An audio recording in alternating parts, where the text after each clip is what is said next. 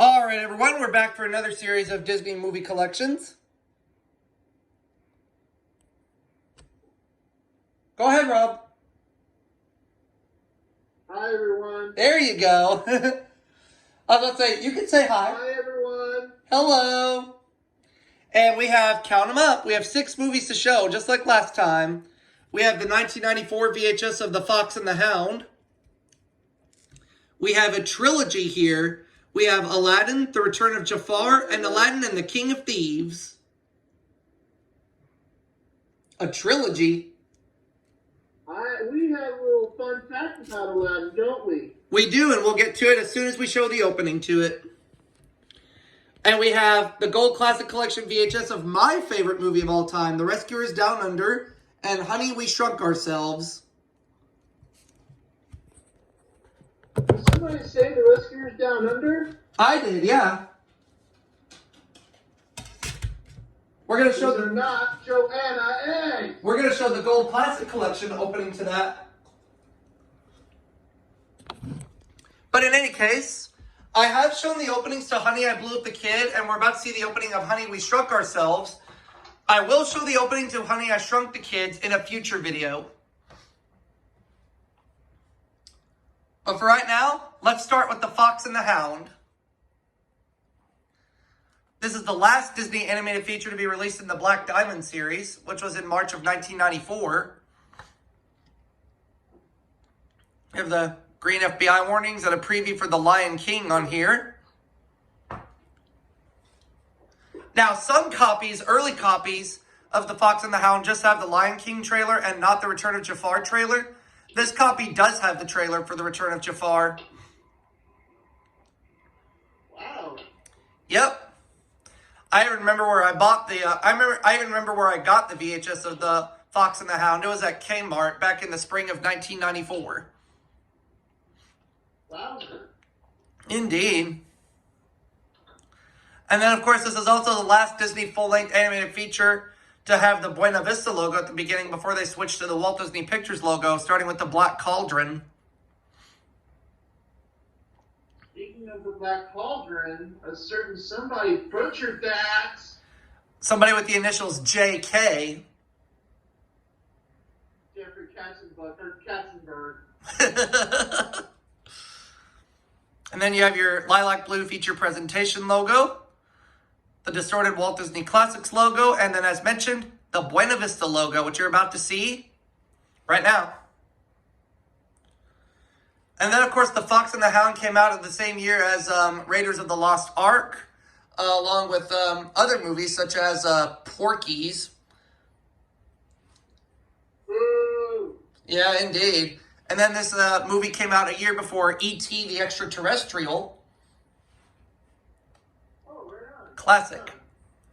But in any case, all right, this is the time. We're going to watch the opening to, or see the opening to, Aladdin. Fun fact about Aladdin is when it was released in 1992, Robin Williams did not want his character of the genie to take up more than 25% of space on all promotional items because he was not the main character. Exactly. He was a sidekick. But did they grant his wishes? Katzenberg did not.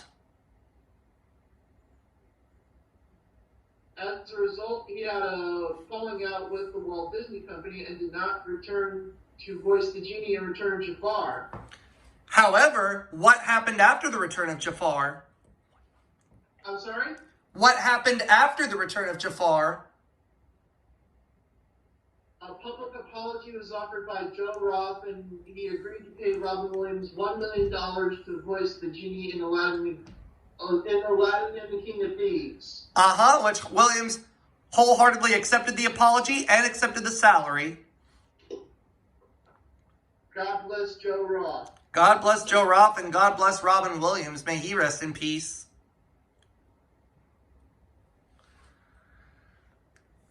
Not only that, but in regards to all 3 Aladdin movies, Gene Siskel and Roger Ebert gave all 3 films 2 thumbs up. Oh, cool. Yep. And then there's the Walt Disney Pictures logo for Aladdin, and I also have the Laserdisc of Aladdin, which I will show in a future video. And before we get to the Return of Jafar, I just want to ask you something. Sure. I once asked you this before, and I'm going to ask you again. Say if you had a new movie coming out and you do not want your character to take up more than 25% of space on the marketing, and they do not grant your wishes, what would you do? I would call for a public meeting with the people in charge of it, and I would ask why they went against it. And I would want the full truth and nothing but the truth. Right. So as for why Katzenberg would not grant Robin Williams' request is beyond me. Probably because he went back out of Burnt Gully. That's true.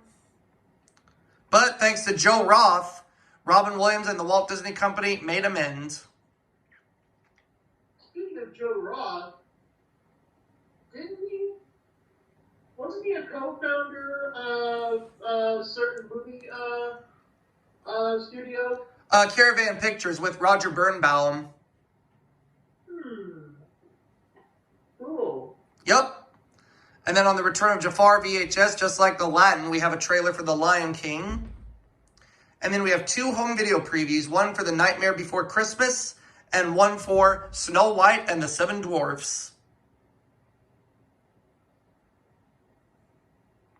And of course, all the previews on the Return of Jafar VHS, The Lion King, The Nightmare Before Christmas, and Snow White and the Seven Dwarfs, Siskel and Ebert gave all those films 2 thumbs up. Cool. Yep. Although Gene Siskel thought that the story for The Nightmare Before Christmas was a bit weak, but he still recommended the film nonetheless. Rest in peace, Gene Siskel. And Roger Ebert, too. Who did you like better, Gene Siskel or Roger Ebert? Oh, that's a tough one. I mean, I probably related more to Roger Ebert in a way, but I also had a lot of respect for Gene Siskel, too. So if I had to pick one over the other, I'm going to say I like them both equal. Cool. I respect them both equally.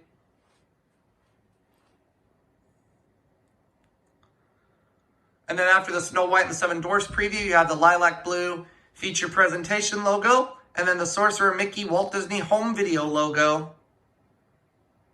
And now for our feature presentation. Now on to Aladdin and the King of Thieves.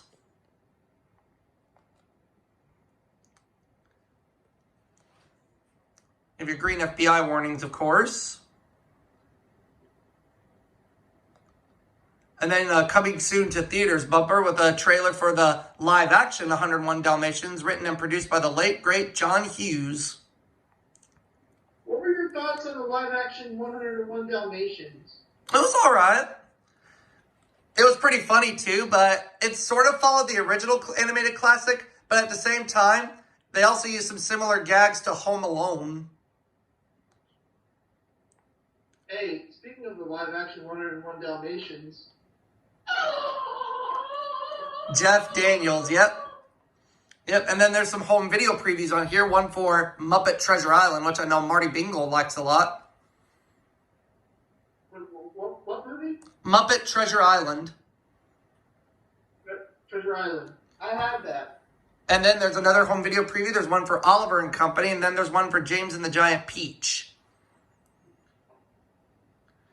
Now, as for Muppet Treasure Island, Siskel and Ebert gave that film 2 thumbs down, unfortunately. Damn. They split on Oliver and Company. Gene gave it a thumbs down. Roger gave it a thumbs up. And as for James and the Giant Peach, Siskel and Ebert gave that film 2 enthusiastic thumbs up. Oh, cool. Right on. Yep. Not to mention, even though there's not a preview on here for the Hunchback of Notre Dame, they call that Disney's best film since Beauty and the Beast, and they gave that film 2 spirited thumbs up. Yeah, James and the Giant Peach, I like this movie a lot, too. It's a classic. It's a childhood favorite, too. Oh, right on, man. Mm-hmm. Oliver and Company, I like, too. And Muppet Treasure Island, I remember seeing Muppet Treasure Island in theaters, and I liked it. Oh, right on. Same with Oliver and Company. I saw that in theaters when it was re-released in 1996. Cool. Mm-hmm. And then on this tape, you have the lilac blue feature presentation logo, and then the gold Walt Disney Home Video logo.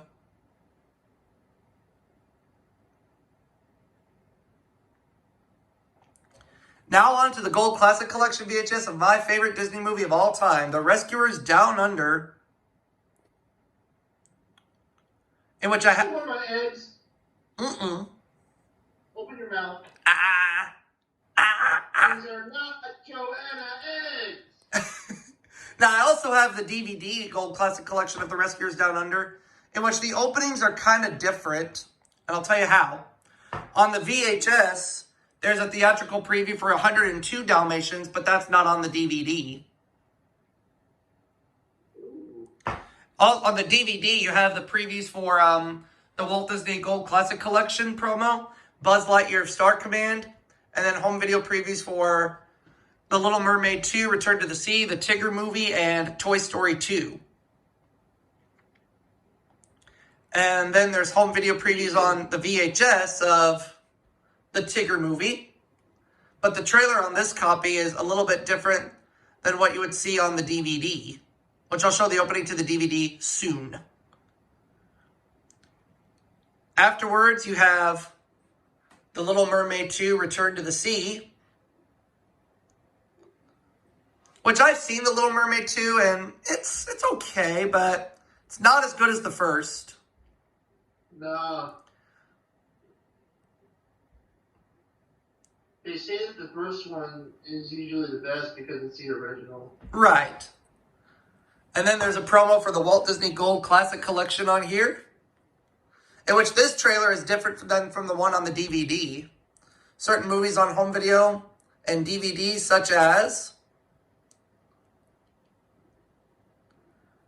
my favorite, The Rescuers Down Under. There's Robin Hood, Mary Poppins, a classic, Alice in Wonderland. Did you say Robin Hood? Yes. Where men, tights.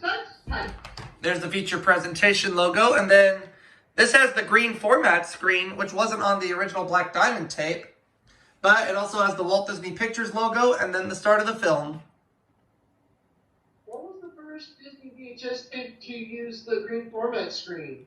I'm pretty sure it was a live-action Disney film. I'm just not sure which one.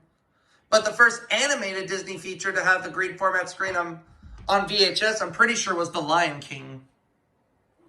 Although it appeared on the Laserdisc of Aladdin. I'll show that in a future video. But for right now, we're going to look at one more opening, and that is Honey, We Shrunk Ourselves, which was a direct-to-video film. You have your great FBI warnings, the gold Walt Disney Home Video logo, along with a Disney interactive promo for Disney's animated storybook, 101 Dalmatians. Nice. Ooh. Yep. Now, this same promo is also on the 1997 Masterpiece Collection tape of Mary Poppins. Mary Poppins. Mary Poppins. And then you have some home video previews on here for the Mighty Ducks animated movie, Mighty Ducks the movie, the first face-off. Then the live-action 101 Dalmatians.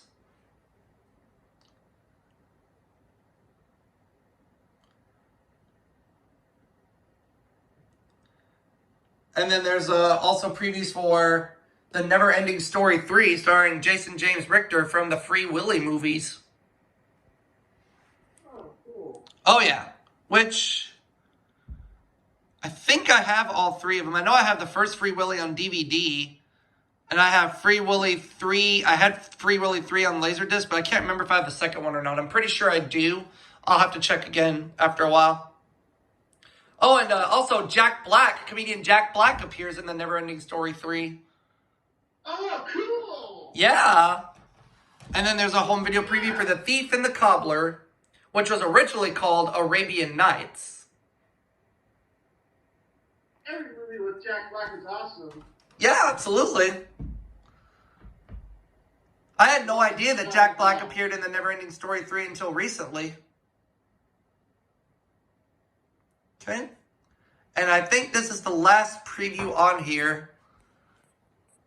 Then it goes into the feature presentation, the green format screen. And instead of the Walt Disney Pictures logo, you get another view of the gold Walt Disney Home Video logo again, only on a black background instead of a blue background. But, yeah? No Walt Disney Pictures logo? There's no Walt Disney Pictures logo, no. However, I'll show you a cool fact. I'll show you something rather interesting. At the very end of the film, the gold Walt Disney Home Video logo is shown again. Whoa! You want proof? I'll show you proof. Give it to me. This is the only tape I know of that has the gold Walt Disney Home Video logo shown not once, not twice, but 3 times.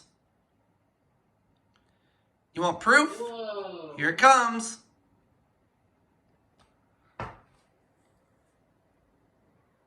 There's your proof. That's crazy. So, yep. And that will do it for this part of my Disney movie collections. We'll see you all for that next video.